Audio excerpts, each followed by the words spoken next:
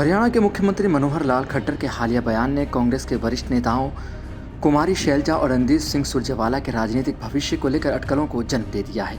दरअसल जब मुख्यमंत्री खट्टर से पत्रकारों ने सवाल किया कि क्या कुमारी शैलजा और रणदीप सिंह सुरजेवाला भारतीय जनता पार्टी में शामिल होंगे, तो खट्टर ने बिना कोई सीधा जवाब दिए कहा, ये संभावनाओं का संसार है और संभावनाओं से इनकार नहीं किया जा सकता।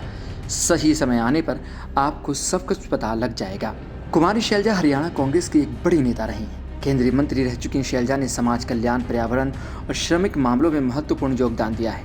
वह दलित समुदाय की आवाज़ के रूप में जानी जाती हैं और राज्य के राजनीति में उनके समर्थकों की एक मजबूत उपस्थिति है। दूसरी ओर रणदीप सिंह सुरजेवाला न केवल हरियाणा बल्कि राष्ट्रीय राजनीति में कांग्रेस के एक प्रमुख रणनीतिकार माने जाते हैं। कांग्रेस के प्रवक्ता के तौर पर सुरजेवाला ने अक्सर बीजेपी की नीतियों पर हमला बोला है और वर्तमान में राज्यसभा सांसद हैं। उनके बीजेपी में जाने की संभावनाओं पर उठ रहे सवाल कांग्रेस के लिए एक बड़ी चुनौती हो सकते हैं। खट्टर के इस बयान को महज राजनीतिक सफाई के रूप में देखा जा सकता है, लेकिन इससे हरियाणा की राजनीति में नई संभावनाओं का संकेत भी मिलता है। ऐसा माना जा रहा है कि हाल ही में हरियाणा की राजनीति में आए बदलाव और आने वाले चुनावों के मद्देनज़र बीजेपी अपने आधार को और मजबूत करने की कोशिश में है। ऐसे में अगर कांग्रेस के बड़े नेता बीजेपी में शामिल होते हैं तो यह राज्य की राजनीति को पूरी तरह बदल सकता है। राजनीतिक विश्लेषकों का मानना है कि कांग्रेस के अंदरूनी संघर्ष और नेतृत्व की चुनौतियों के लिए कई नेता विकल्प तलाश रहे हैं। पार्टी के अंदर की गुटबाजी और आगामी विधानसभा चुनावों के चलते कुछ नेता अपने भविष्य को लेकर अलग अलग रणनीति बना सकते हैं। हालांकि कुमारी शैलजा और रणदीप सुरजेवाला दोनों ने अब तक इस मुद्दे पर कोई आधिकारिक बयान नहीं दिया है, लेकिन अगर ये अटकलें सच होती हैं तो कांग्रेस के लिए एक बड़ा झटका हो सकता है। वहीं हरियाणा में बीजेपी की कोशिश है कि वह प्रदेश के सभी महत्वपूर्ण सामाजिक और राजनीतिक धड़ों को अपने साथ जोड़े। पार्टी का ध्यान दलित और पिछड़े वर्गों के नेताओं पर भी है और कुमारी शैलजा जैसी नेताओं की पार्टी में एंट्री बीजेपी की राजनीतिक बढ़त को और मजबूत कर सकती है।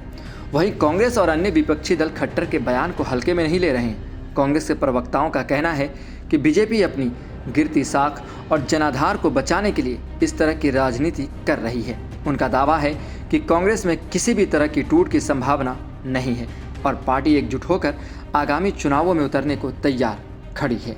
वहीं मनोहर लाल खट्टर के बयान पर अगर नज़र डालें तो मनोहर लाल खट्टर का यह बयान ऐसे वक्त में आया जब कुमारी शैलजा के कथित अपमान का मुद्दा खूब उठा।